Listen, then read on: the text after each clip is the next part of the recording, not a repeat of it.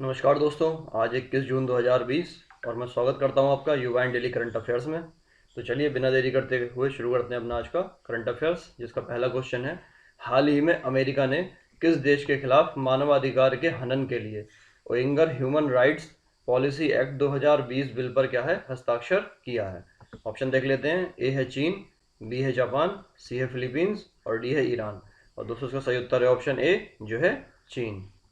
देखिए, कोरोना महामारी के लिए चीन को जिम्मेदार ठहराते हुए अमेरिकी राष्ट्रपति जो है डोनाल्ड ट्रंप ने क्या किया है, चीन के शिनजियांग क्षेत्र में उइगर मुस्लिमों पर जो अत्याचार हो रहे थे उसके खिलाफ क्या है कि Uyghur human rights policy act 2020 पर हस्ताक्षर कर चीन को दंडित करने का प्रस्ताव ये लेकर के आए हैं। और चीन अपने राज्य शिनजियांग में उइगर मुस्लिमों के खिलाफ क्या है लगातार अत्याचार कर रहा है। चलिए बढ़ते हैं दूसरे प्रश्न पर, जो है हाल ही में सुप्रीम कोर्ट ने कौन सी धार्मिक अनुष्ठान पर रोक लगाने का फैसला किया है? ऑप्शन देख लेते हैं। ए है हज यात्रा, बी है जलीकट्टू, सी है पुरी रथ यात्रा और डी है कांवड़ यात्रा। और दोस्तों इसका सही उत्तर है ऑप्शन सी जो है पुरी यात्रा। देखिए, सुप्रीम कोर्ट ने वैश्विक महामारी कोविड-19 को देखते हुए इस साल ऐतिहासिक पुरी रथ यात्रा और उससे संबंधित अन्य गतिविधियों पर क्या है कि रोक लगा दी है। रथ यात्रा के संबंध में सुप्रीम कोर्ट ने कहा कि अगर हमने अनुमति दी तो भगवान जगन्नाथ कभी क्षमा नहीं करेंगे।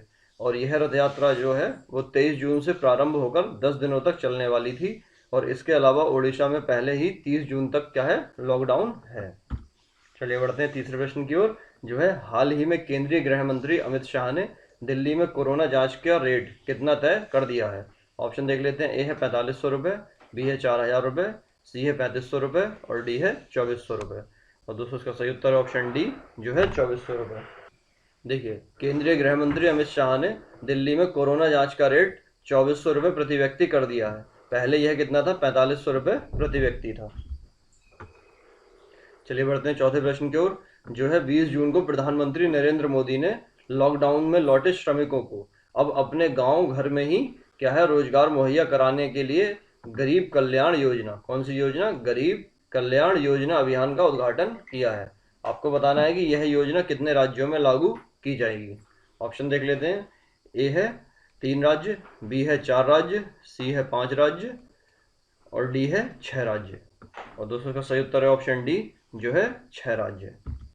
देखिए, 20 जून 2020 को प्रधानमंत्री नरेंद्र मोदी ने श्रमिकों को रोजगार मुहैया कराने के लिए गरीब कल्याण रोजगार अभियान का क्या है उद्घाटन किया है। और इसके तहत कितने 6 राज्यों जो हैं उत्तर प्रदेश, बिहार, तीसरा है झारखंड, चौथा मध्य प्रदेश, पांचवा उड़ीसा और छठा है राजस्थान, इनके कितने 116 जिलों में यह योजना लागू की जाएगी। और प्रत्येक जिले में क्या है कम से कम 25,000 श्रमिकों को 125 दिनों के लिए रोजगार मुहैया कराया जाएगा। चलिए बढ़ते हैं पांचवें प्रश्न की ओर, जो है हाल ही में पीआईएफ, कौन सा है? पीआईएफ ने रिलायंस इंडस्ट्रीज की कंपनी जियो प्लेटफॉर्म में कितने प्रतिशत हिस्सेदारी खरीदी है? ऑप्शन देख लेते हैं। ए है 2.32%, बी है 3.32%, सी है 4.52% और डी है 1.18%। और दोस्तों इसका सही उत्तर है ऑप्शन ए जो है 2.32%। देखिए, रिलायंस इंडस्ट्रीज लिमिटेड RIL या फिर रिल की जो है जियो प्लेटफॉर्म है उसमें क्या है कि पब्लिक इन्वेस्टमेंट फंड या फिर PIF ने निवेश की घोषणा की है। और PIF ने क्या है जियो फर्म में 2.32% की कुल हिस्सेदारी 11,367 करोड़ रुपए में के निवेश के साथ क्या है की है। और मुकेश अंबानी की जो जियो प्लेटफॉर्म है उसमें कुल 58 दिनों में 11 कंपनियों से निवेश आ चुका है। और जियो प्लेटफॉर्म इस पूरे निवेश की डील के साथ कितना है 24.70% की हिस्सेदारी के बदले 1,15,693.15 करोड़ रुपए जुटा चुकी है। और पब्लिक इन्वेस्टमेंट फंड PIF जो है सऊदी अरब की वेल्थ फंड कंपनी है।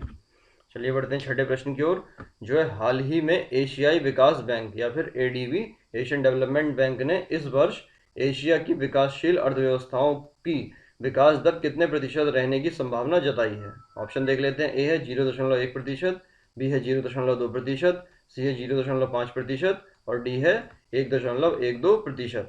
और इसका सही उत्तर है ऑप्शन ए जो है 0.1%। देखिए, हाल ही में एशियाई विकास बैंक ADB ने इस वर्ष एशिया की विकासशील अर्थव्यवस्थाओं की विकास दर महज 0.1% रहने की संभावना जताई है। अगर ऐसा होता है तो वर्ष 1961 के बाद क्या है, यह एशिया की सबसे कम विकास दर होगी।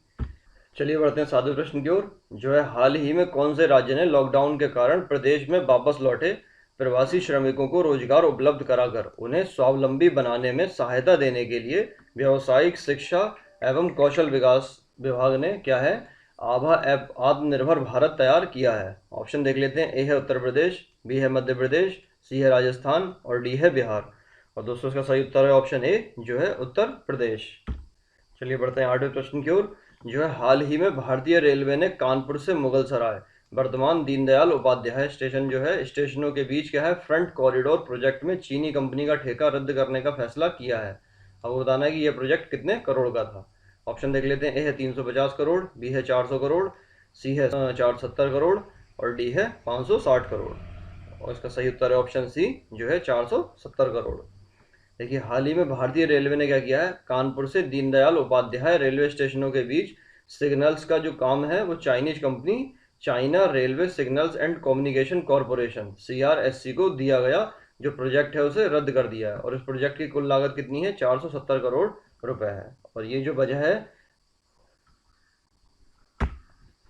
चलिए बढ़ते हैं नवे प्रश्न की ओर। जो है the room where it happened a White House memoir नामक पुस्तक किसने लिखी है? ऑप्शन देख लेते हैं। ए है डोनाल्ड ट्रंप, बी है रूजवेल्ट, सी है जॉन वोल्टन और डी है व्लादिमीर पुतिन। और दोस्तों इसका सही उत्तर है ऑप्शन सी, जो है जॉन वोल्टन। देखिए the room where it happened a White House memoir जो है वो नामक पुस्तक जो किसने लिखी है, अमेरिका के पूर्व राष्ट्रीय सुरक्षा सलाहकार जॉन वोल्टन के द्वारा लिखी गई है। और अमेरिका के जो राष्ट्रपति हैं डोनाल्ड ट्रंप ने जॉन वोल्टन को क्या है पिछले साल बर्खास्त कर दिया था। चलिए बढ़ते हैं 10वें प्रश्न की ओर। जो है हाल ही में IMD विश्व प्रतिस्पर्धा सूचकांक 2020 में प्रथम स्थान पर कौन सा देश है? ऑप्शन देख लेते हैं। ए है नॉर्वे, बी है फ्रांस, सी है सिंगापुर और डी है मलेशिया। और इसका सही उत्तर है ऑप्शन सी, जो है सिंगापुर। देखिए हाल ही में IMD विश्व प्रतिस्पर्धा सूचकांक 2020 में 63 देशों को शामिल किया गया है। और इस सूचकांक में प्रथम स्थान पर क्या है, सिंगापुर था। जबकि भारत की रैंकिंग जो है वो कौन सी है, 43वीं थी। और सबसे पीछे 63वें स्थान पर कौन है, वेनेजुएला था। देखते हैं। देखिए फर्स्ट नंबर पर जो है सिंगापुर है, सेकंड पर डेनमार्क है, थर्ड पर स्विट्जरलैंड था और भारत जो है वो कितने पर, 43वें पर था। चलिए बढ़ते हैं 11वें प्रश्न की ओर। जो है हाल ही में कौन संयुक्त राष्ट्र महासभा के 75वें अधिवेशन का नया अध्यक्ष बना है? ऑप्शन देख लेते हैं। ए है तिजानी मोहम्मद बंदे, बी है वोल्कन बोस्किर, सी है रॉबर्ट डॉर और डी है फ्रैंकलिन शार्ले। और दोस्तों इसका सही उत्तर है ऑप्शन बी, जो है वोल्कन बोस्किर। देखिए हाल ही में तुर्की के राजनयिक वोल्कन बोस्किर जो है संयुक्त राष्ट्र महासभा के 75वें अधिवेशन के नए अध्यक्ष निर्वाचित हुए हैं। और वह इस पद पर क्या है, नाइजीरिया के तिजानी मोहम्मद बंदे का स्थान लेंगे। चलिए बढ़ते हैं 12वें प्रश्न की ओर।